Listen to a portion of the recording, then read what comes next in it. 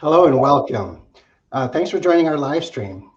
We're here with Dr. Carl A. D Raymondo, Dr. John Henry, and Dr. Craig L. Olson. All three doctors are orthopedic surgeons with Orthopedics and Sports Medicine BayCare Clinic here in Manitowoc. Today we're hosting a Q&A type session focused on rotator cuff tears and treatment options. A little bit about the providers. Dr. D Raymondo is board certified in orthopedic surgery and in sports medicine by the American Board of Orthopedic Surgery. He's fellowship trained in sports medicine. Dr. Henry also is board certified in orthopedic surgery and in sports medicine by the American Board of Orthopedic Surgery. He too is fellowship trained in sports medicine. And Dr. Olson is board certified in orthopedic surgery by the American Board of Orthopedic Surgery. He is fellowship trained in shoulder and in sports medicine. Visit our website for more on the doctor's backgrounds. Before we get started, we want to invite you, our viewers, to ask any shoulder-related questions in the comments section. We'll do our best to answer your questions during this live broadcast. If we do not get to your questions in time, don't fret. We will continue to answer questions after our live broadcast has ended. And also, don't be afraid to just simply leave a like if you enjoy the program and what you're hearing. Gentlemen, with that said, let's just dive right in. We have an image coming up in a moment to help sort of illustrate and crystallize our understanding of the rotator cuff. Dr. Di Raymondo, let's start with you today. Can you tell us what is a rotator cuff? So the image that's been placed on the screen, on the left, that's an image of the shoulder from behind, and on the right, that's an image of the shoulder from the front. And really, it's stripped down to the very deep part of the shoulder. So the shoulder itself, there are 18 muscles that originate or attach on the shoulder blade. Okay. The deepest layer of 4 muscles are referred to as the rotator cuff complex, rotator cuff tendon complex. So there's a muscle in the front of the shoulder, there's a muscle directly on the top, and then 2 really on the back of the shoulder blade. And they all come together and they attach to the ball part of the shoulder being a ball and socket. And the function of the rotator cuff is twofold. First of all, when your arm's at the side and you first go to move your arm, it's the rotator cuff that initiates that movement. But then when you're reaching for things and holding the arm away from the side, other muscles are supporting the arm, and the rotator cuff keeps the ball centered on the socket. So those are its 2 main functions. Okay. So what happens when a rotator cuff experiences a tear? So, it's a balance. As I mentioned, there are 4 muscles are there for a reason. They keep that ball centered on the socket. They keep the ball from shifting forward and back. So they all need to work together. So if there's an injury or a tear where a portion or a complete tendon is no longer attached to bone, that can start to lead to pain because now the shoulder is moving in an abnormal direction, and the fibers of the tendon can cause pain. But also you start losing function. The larger the tear gets, the weaker the shoulder may become, or the stiffer the shoulder may become, because it's so vital for normal shoulder movement and function. Okay. Well, what types of rotator cuffs are there? I mean, is a tear just a tear, or are there types of? Well, I mean, there's a wide variety if you talk about tears. Most commonly, the very top of the rotator cuff is the most common tendon torn, because that's the part of the tendon where we raise our arm. Every time we do something, we have to raise the arm away from our side. So that tends to be the tendon that sees the greatest amount of stress and strain through our lifetime. So if you looked at the majority of tears, most of those begin on the top of the shoulder. Most tears are attrition over time, years of repetitive use, lifting, activity. That's not to say that you can't sustain an injury. Someone slips and falls on the ice, something like that. You can sustain a traumatic tear. But I think most of us in our practices, the bulk of the tendon tears we see are more attritional over time. Okay. Dr. Olson, let's get you involved in the conversation. How common are rotator cuff tears or rotator cuff injuries in general? Probably too common. I mean, 25 years ago, maybe we weren't diagnosing as many, but it's probably one of the most common things we all see in the office. And with advanced imaging that we have available now, we're actually seeing, better definition of the rotator cuff to understand, the nature of the tear or partial tears. And so it's extremely common.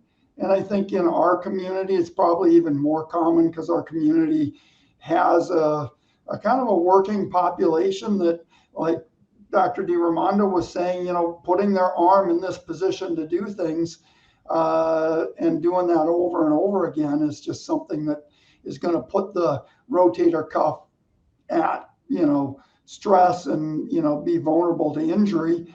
And, partly, if we did the right things to kind of protect the shoulder and kind of almost like a Green Bay Packer preparing for preseason training, we'd have less of these problems, but not many of us are really doing that kind of preparation.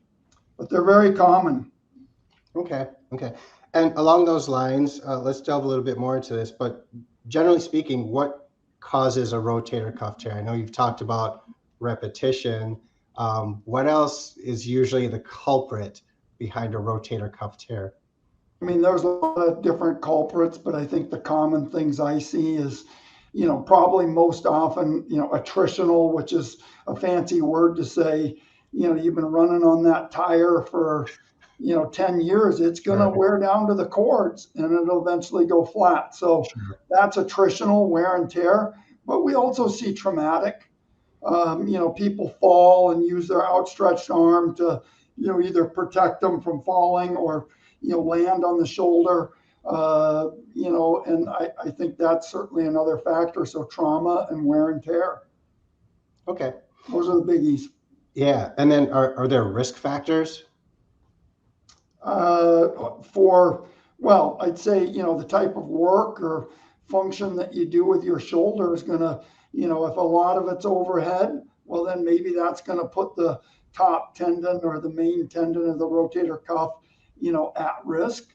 If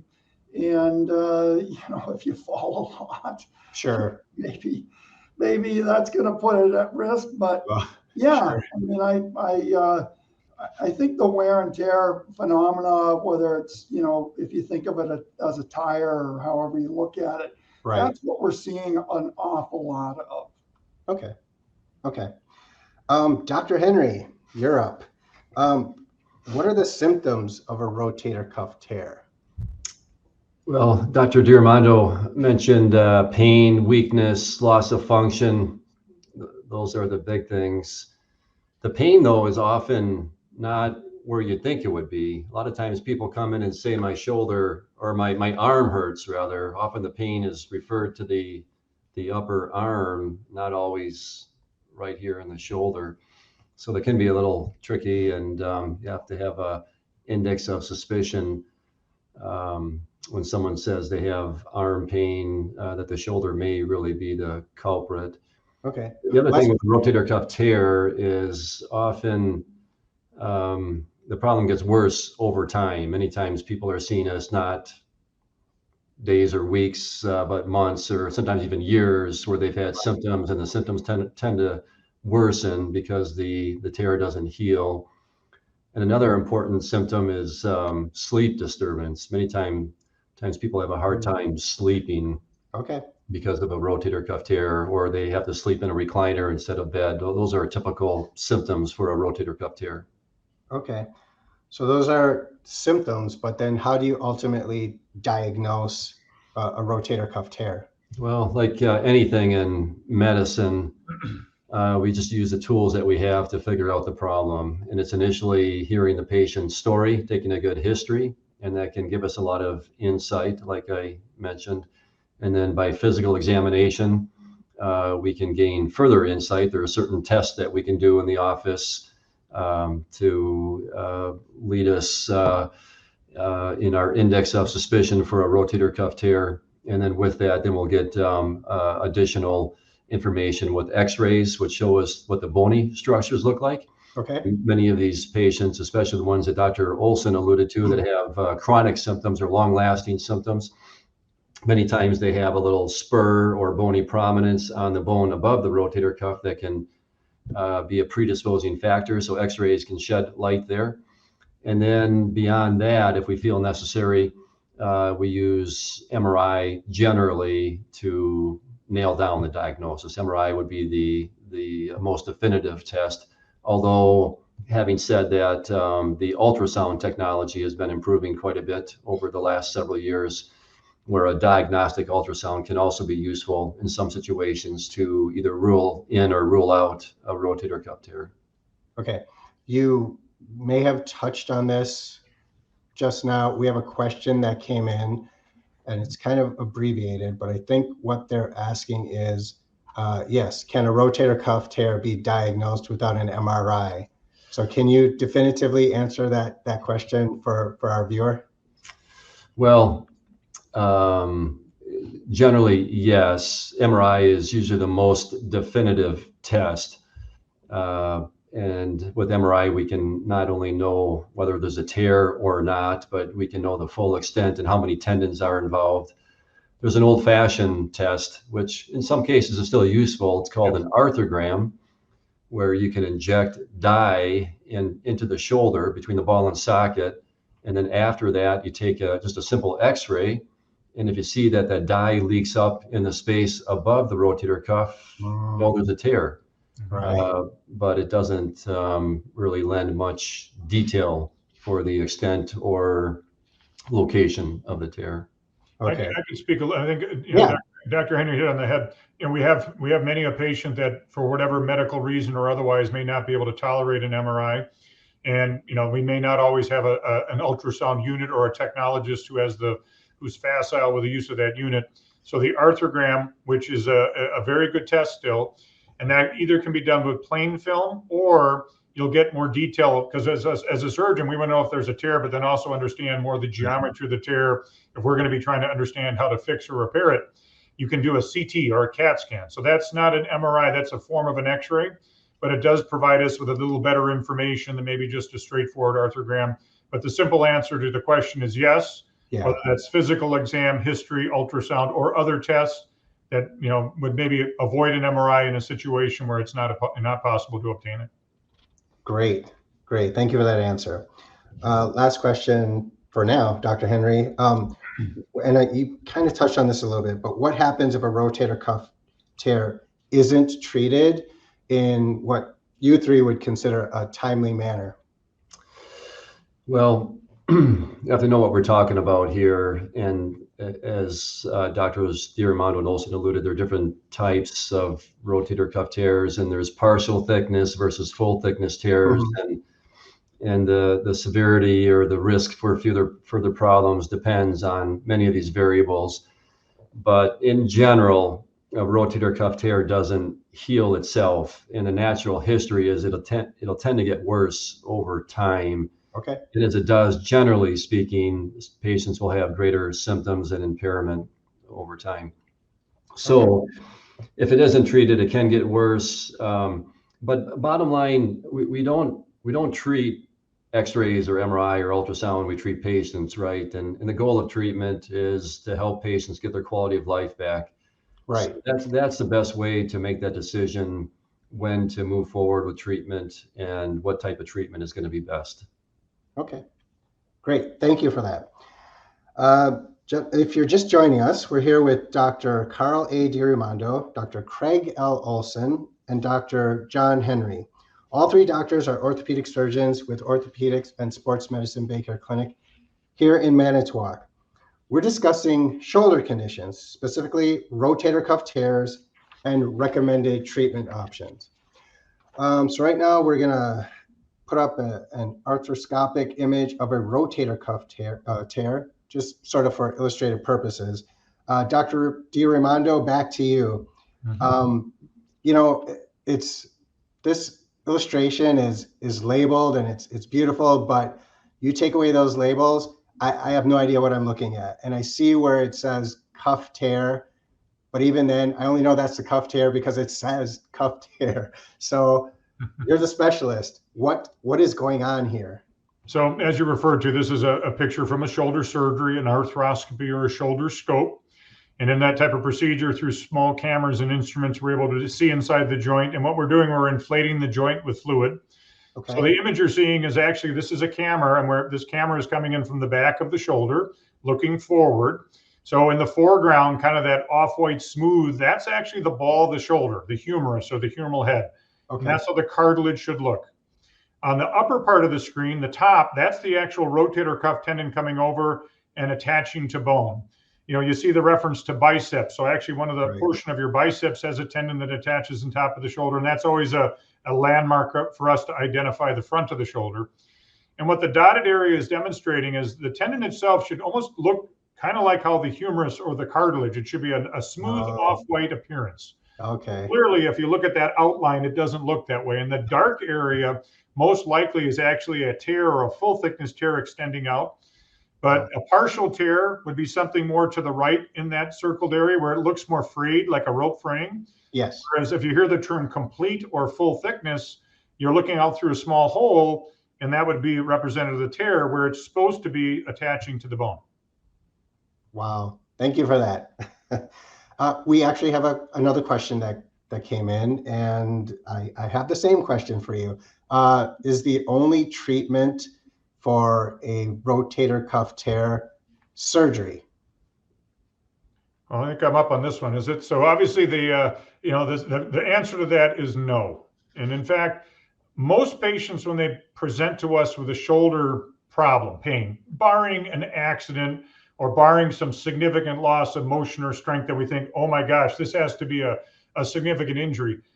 Many of those patients, it's management of inflammation, oftentimes medication, maybe an injection, and working with a physical therapy program. So I mentioned at the beginning, there are 18 different muscles that originate or attach on the shoulder blade.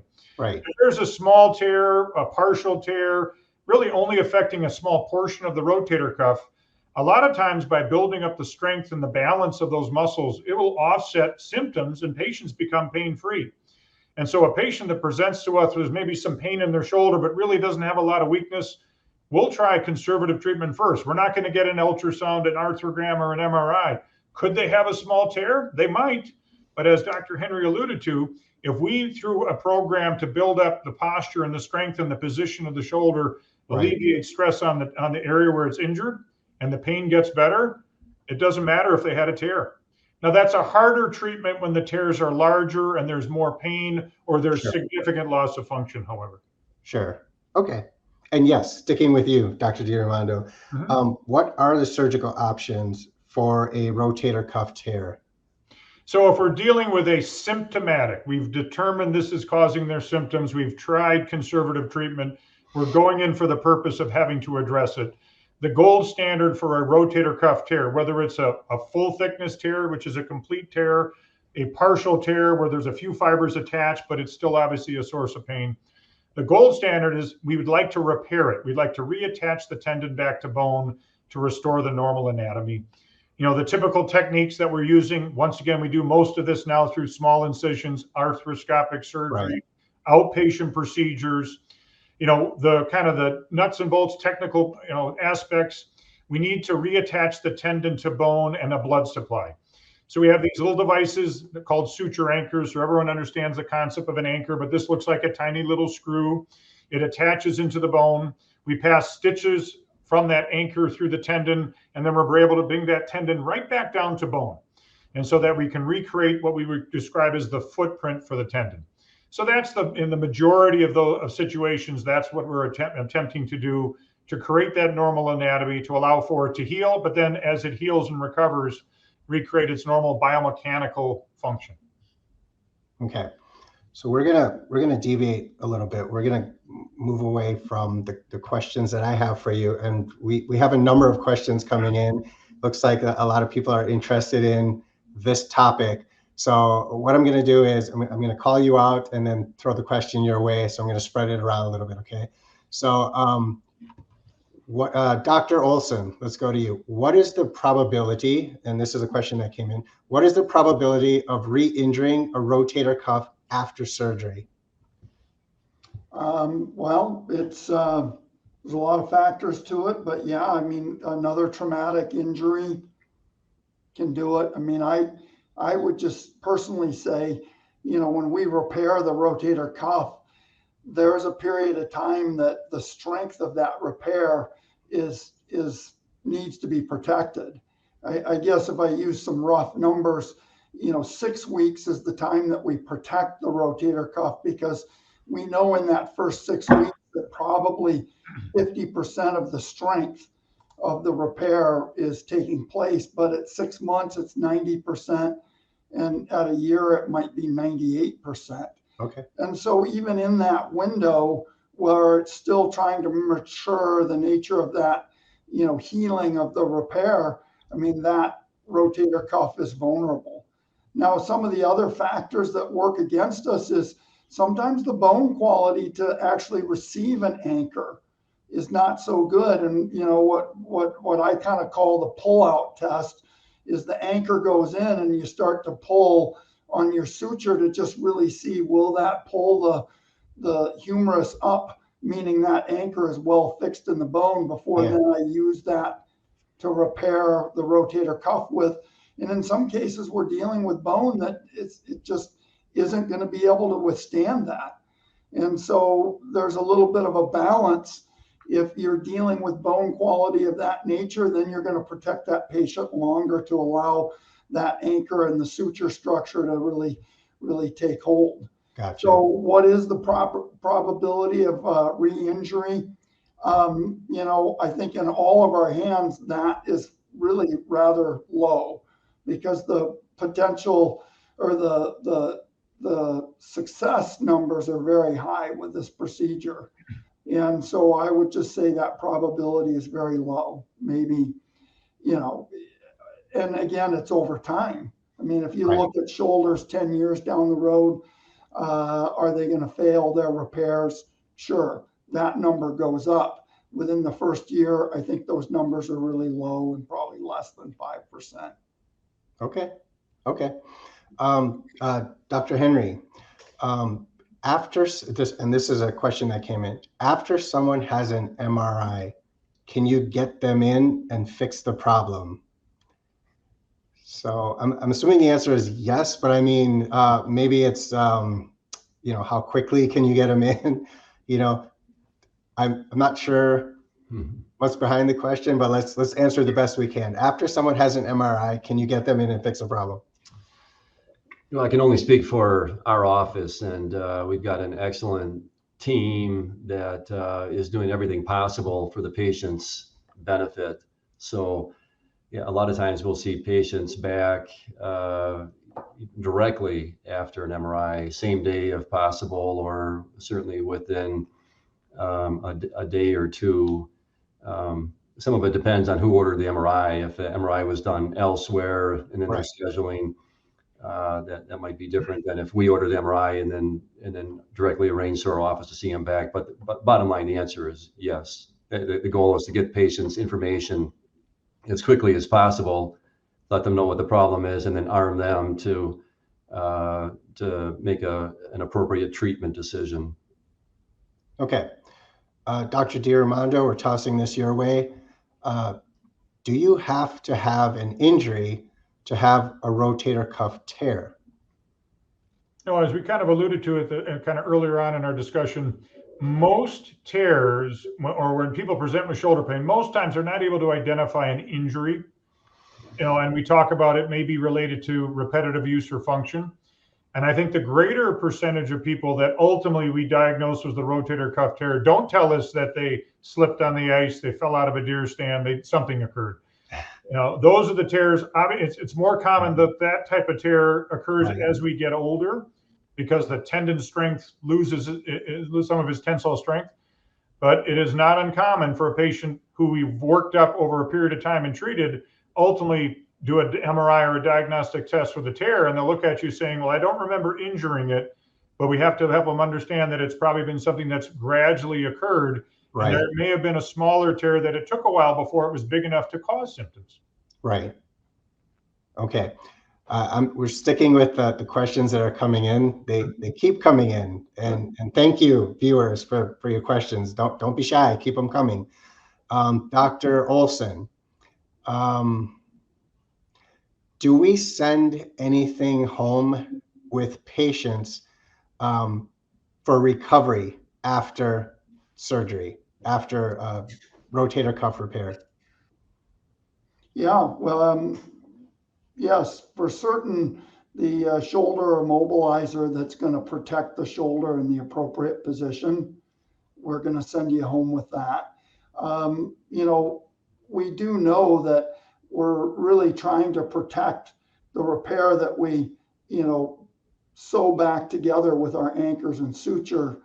And, we know that is only so strong. So we really want to protect the shoulder in a position to allow that to, almost like let the epoxy harden. The other thing is the bolster, and a lot of patients will say, God, that thing's so awkward, but it's a bolster that actually brings the arm out away from the body. That is actually shown to create the space, in the area of the subacromial space where the rotator cuff repair is, to just increase the blood supply. Part of what kind of happens with a rotator cuff repair is that the humeral head really starts pushing up against the bone where the rotator cuff tendon lives, and that space gets compressed. And when that space gets compressed, then the blood supply to that area becomes less. And just like not watering a plant, eventually it dies. So when the environment of repetitive overhead activity works on a shoulder, eventually the blood flow doesn't get to that area. And just like Carl D Raymondo was saying, that we make a nice footprint with good bleeding bone. Again, what we're trying to do is just create that spot where blood can get to our repair to stimulate the healing. So yeah, we're going to send you home with a shoulder immobilizer. We used to have pain pumps. We don't really use that anymore. Okay. We do kind of want to protect against blood clots. So there might be TED hose, which are stockings that really try to, because you're not as active, try to, prevent blood clots, things like that. Medications will probably send you home. Nowadays, the hospital seems to be sending you home with the medications. I might be missing something. My other partners might know of some other devices. Often an ice machine or some device for cold therapy as well. And then all the instructions, the do's and don'ts. Patients have a clear list of instructions after surgery and contact number to call if they have any questions anytime. Okay, great, thank you. If you're just joining us, we're here with Dr. Carl A. D Raymondo, Dr. Craig L. Olson, and Dr. John Henry. All three are orthopedic surgeons with Orthopedics and Sports Medicine BayCare Clinic in Manitowoc. And we're right in the middle of a very interesting discussion about shoulder conditions, specifically rotator cuff tears and recommended treatment options. We've kind of done away with our script because the questions keep coming in pretty hot and heavy, and we appreciate that. So we're gonna go with what the real folks out there are looking to get answers about. So I think Dr. Henry, are you up? You're up now. Sure. If you have a rotator cuff tear, how common is it to tear anything else in your shoulder? Yeah, that's a good question. And many times there's more than one thing going on in the shoulder, especially in these most common situations that have been long-standing. So besides a tear in the rotator cuff, and that can involve one or more of the four tendons that Dr. D Raymondo talked about, many times there's some involvement of the biceps. In the anatomical picture that we showed before, and even in the arthroscopic photo, you see how close the biceps is to the rotator cuff. So that can certainly be affected by the same process, especially the impingement related or wear and tear process. Sometimes there's tearing of the labrum, which is the bumper pad that goes around the socket. Right. Oftentimes there's, as I alluded to before, some bony issues that can predispose one towards a rotator cuff tear, such as a bony prominence or spur on that acromion bone, the bone that goes above the rotator cuff. And so if we're doing surgery, we address all of these issues generally at that time. Okay. All right. Dr. DiRaimondo, generally speaking, how long does it take to recover from rotator cuff surgery? So, you know, when the surgery is done, we mentioned there has to be a window of time that we need to protect and allow for initial healing. And this is kind of based off of studies looking at tissue and tissue biology. For most instances, you're looking at an initial 6-week period of time where they're in some sort of immobilization. You know, then there are various protocols, some which will allow for maybe some gentle movement with the assistance of a therapist, somewhere it's maybe less, but there's an initial first 6 weeks wearing a sling and really not able to use that arm. Okay. Once the sling comes off at 6 weeks, and one of my pat sayings is you are done with the sling, you're not done with your rehab, you know, then we're going to be progressing, range of motion, strengthening. And for small to medium sized tears, a tendon is torn, it's not 3 or 4 tendons torn. You know, I always tell patients 90% of patients will be 90% recovered in 4 to 6 months. And then that next 10% will take another 4 to 6 months because little things can improve out to a year. Sure. And there are factors that weigh into it: tear size, age. There are other conditions like Dr. Henry referred to that we may also have to repair. But in general, it's about a 6-week period of protection, followed by several months of steady progressive improvement in range of motion and strength. Roughly a 6-month recovery time, maybe a little less, a little more, depending on the tear size and some of the other factors. Okay. Dr. Olson, back to you. How can we prevent a rotator cuff tear? Get started early on a shoulder program before you wear it out. You know, patients, there are some patients that end up having non-operative treatment. It's fairly rare. But one thing that we do see with those patients is when they establish, you know, full active range of motion, some patients can get a lot of pain relief from that. So just knowing that, even in patients with a rotator cuff tear, one thing we know is maintaining good quality motion, you know, between the scapula and the chest wall, and, you know, the ball and socket joint, and really keeping all of the muscle structures working and functioning, you know, that's going to stimulate the healthiest way to protect the rotator cuff from failing. Really, it's kind of a cycle of dynamics that really change the blood flow to the rotator cuff. And if, you know, again, if you're not watering the crops, they're going to die. Yeah. And so really kind of maintaining that dynamic movement that really keeps the space of the ball and socket joint, so there's a space for the rotator cuff to be, and that movement's going to stimulate blood supply. So 2 things: you want to increase blood flow, but you also want to increase the space where the blood flow can go.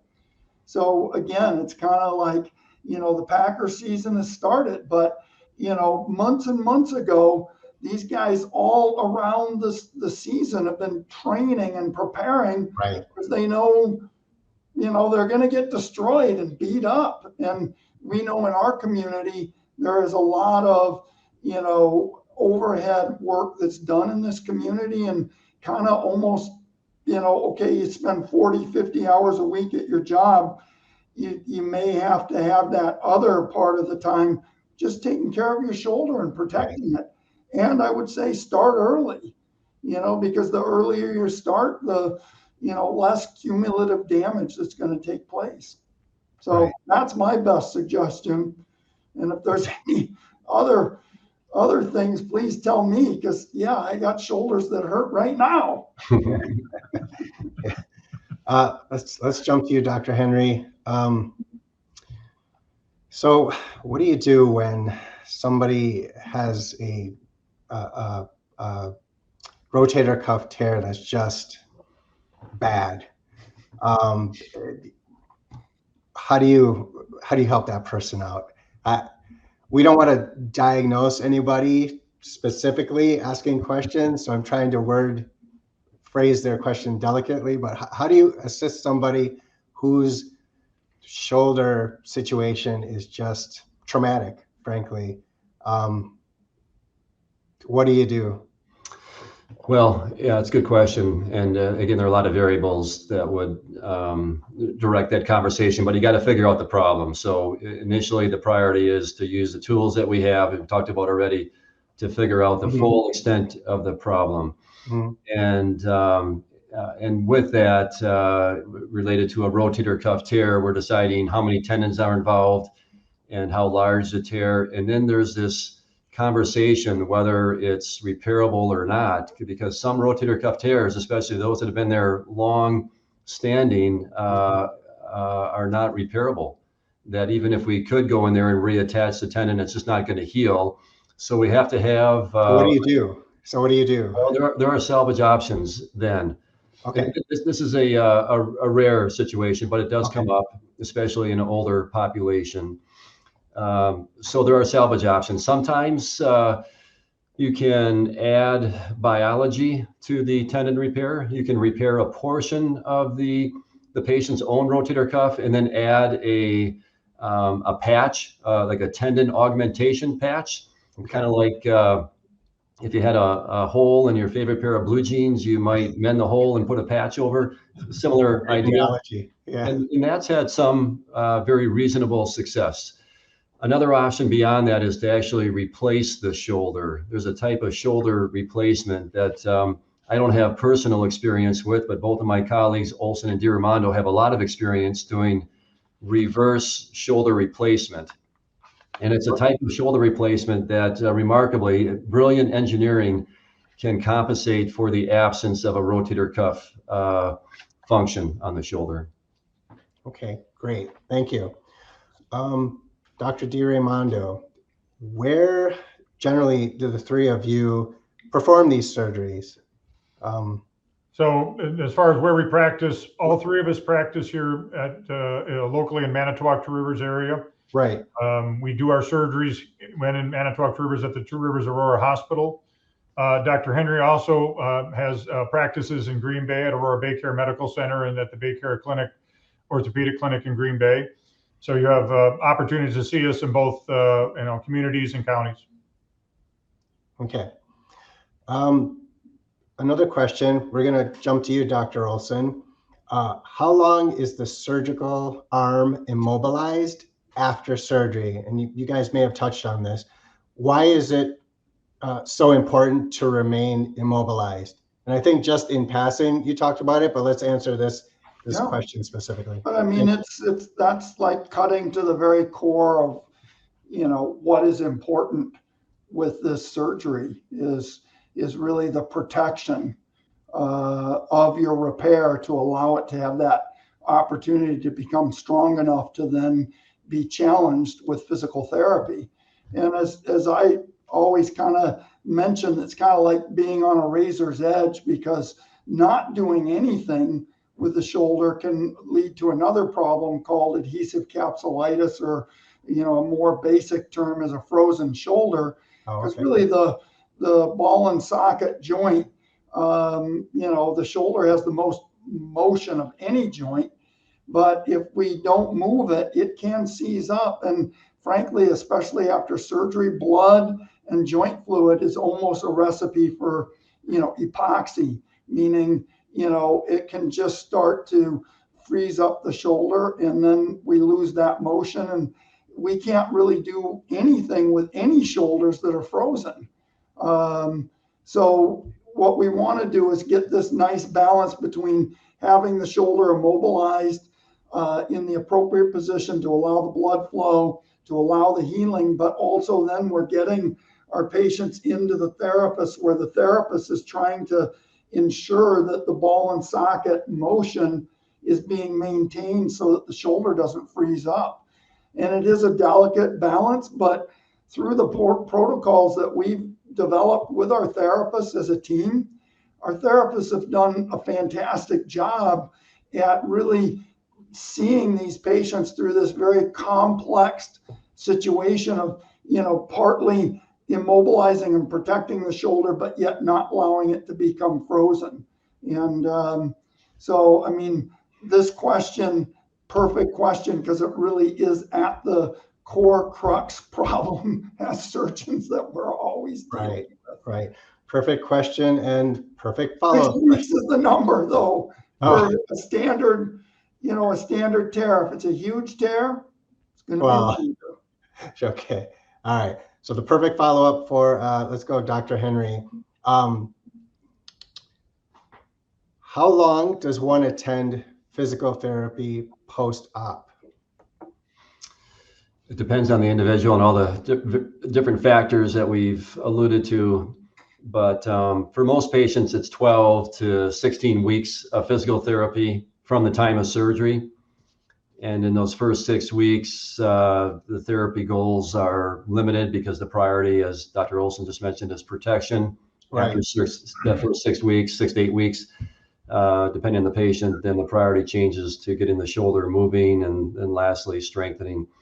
But as Dr. DiRaimondo said earlier, the therapy doesn't stop at 3 or 4 months. Then patients really have the responsibility to continue with a very faithful home exercise program. And many will continue making slow and steady gains for several months after surgery, not uncommonly, even upwards of a year.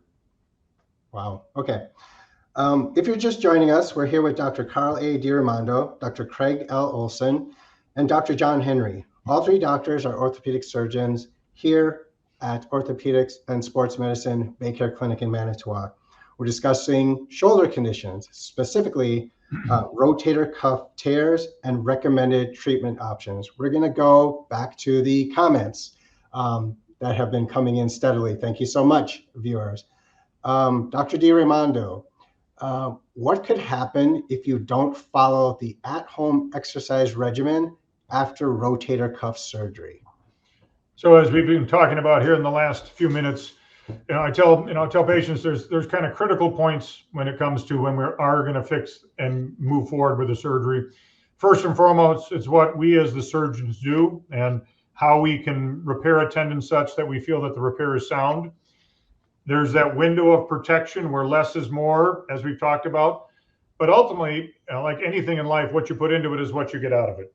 And if through supervision and guidance from a therapist, feedback from us as physicians, ultimately it falls on the shoulder, pun intended, of the patient to follow through the exercises. The best outcomes are those that are compliant with range of motion, strengthening, but also compliant with, I ask my doctor what I can and can't do. And so if we say it is okay to lift this or that, do that. If we say it's not, don't. It doesn't always mean because it feels good, you're ready for something. Right. And as Dr. Olson alluded to, it can be a bit delicate. And there was a previous question is, what's the chance of re-tearing? Well, healing rates for most, shall we say, medium-sized, small-sized tears, otherwise reasonable, healthy person, good news, that's probably over 90%. Healing meaning their pain is improved, their function's better, and they're satisfied.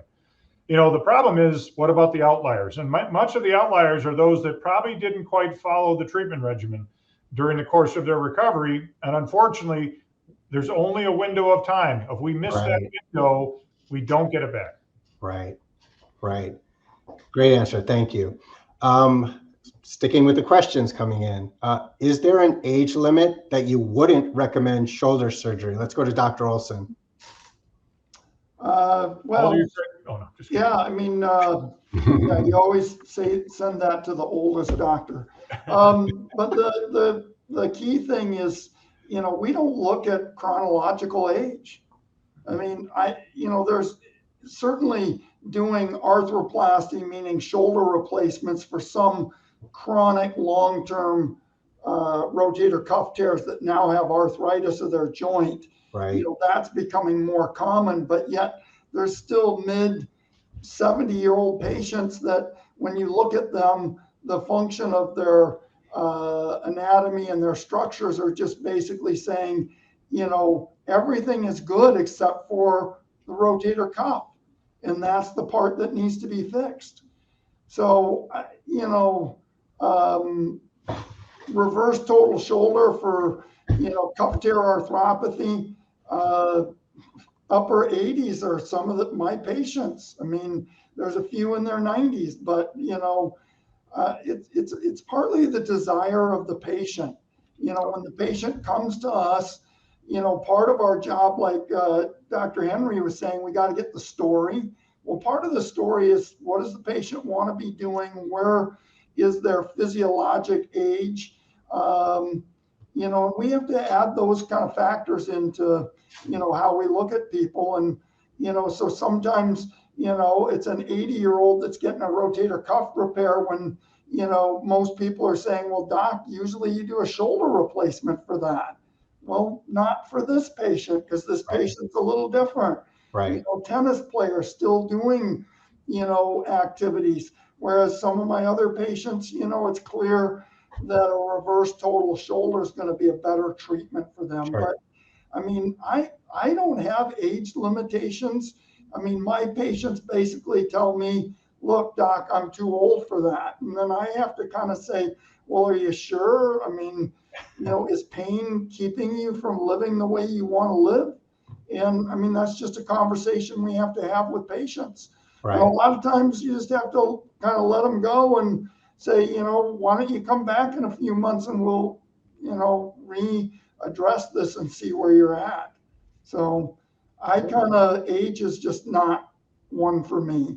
Okay. I will, you know, if a patient tells me, you know, help me, we're going to help them as long as we find that the medical people and the anesthesia people, you know, don't throw up their hands like, what are you doing to us? Okay. All right. Take care of anyone. Okay. I'm sure we all agree on that, correct? Good. I'm going to toss this one to Dr. Henry. At what point of a rotator cuff tear would a shoulder replacement be recommended? And Dr. Olson, maybe you kind of alluded to it, but let's just answer the question as they come in. Yeah, I'm going to make a couple quick comments first. One is very important based on the last question. Yeah. The philosophy of our group in general is individualized care. We have the advantage of, we can take the time that we need, we get to know our patients, and we tailor treatment to the individual. It's not a one treatment fits all approach. Excellent. And the second thing is related to healing after rotator cuff, which is critical. I hope that's a take-home message for our audience, is that for this surgery to be successful, the repair has to heal, and therefore biology has to be optimized. And things like smoking status and nutrition are very important and should never be neglected early on in the whole conversation. So patients have to be prepared for that and take measures to optimize their ability to heal afterwards. So to go back to the question, so in situations, particularly a long-standing rotator cuff tear, multiple tendons involved, it's been happening over a long period of time, the joint, the ball and socket joint can just wear out and become unstable. And when that happens, a rotator cuff repair is no longer going to work, even if you add a patch, generally speaking. So in that situation, then shoulder replacement becomes the best treatment, the one that provides the best chance for a good outcome. And the way that we measure treatment success generally is restored quality of life. Okay, great. Thank you, gentlemen. These answers are great. These questions are great. Last question, Dr. D Raymondo, take it away. Are there non-surgical options available for this type of injury? And I think all three of you have touched on that, but let's wrap it up with a succinct answer. Absolutely. The simple answer to that is yes. And I think we certainly discussed that, and we probably will initiate non-surgical option if particularly a patient sees this and their complaint is pain, but not a significant loss of function. Whether we do or don't know yet if there's a tear, as I mentioned earlier in this conversation, oftentimes we'll start with a therapy program and medications and maybe an injection to help inflammation in the shoulder. Right. You know, out of that subset, probably 85% of the time people will get better. Now, will it last? Obviously time will tell. In someone who has a known rotator cuff tear, and we talk about options, and they just say, doctor, that's not something I can go through. As I tell patients, don't go through the surgery if you just don't feel you can go through the recovery. You know, there's the therapy, there's medication, there may be injections. You know, there's some other things that are you know, maybe a little bit more on the cutting edge when it comes to some things that are biologic that may promote not necessarily healing, but symptom improvement. But, you know, there are certain things that can be done. Now, if you educate a patient as they understand what there is, maybe there's some changes in lifestyle or activity can also help.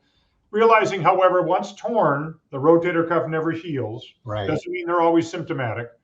The natural history over a long period of time is that tears will get larger. But as I say to a patient that at the time is not ready for surgery, we don't have a way to predict it. And as Dr. Henry said earlier, I mean, this is a conversation with the patient. We're here to manage their symptoms and provide options for quality life improvement. And certainly some who just say that's not for me will optimize those areas. And we probably will give them some improvement. Whether we can solve all the problems or not, only time would tell. Well, thank you, gentlemen. We certainly learned a lot today. And I'm so glad that we kind of tossed our own script out the window and the questions came in and it was very organic. Thank you, our viewers, for your questions. They were brilliant. Dr. DiRaimondo, Dr. Olson, Dr. Henry, thank you so much for your time and your expertise.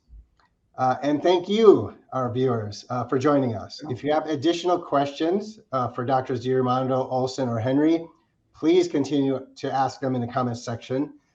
We will continue to answer them online. And to learn more about today's topic or to request an appointment, please visit BayCare.net. That's all we've got right now. Keep those questions coming. We will continue to answer them even after this broadcast ends. We thank you so much. Enjoy the rest of your day.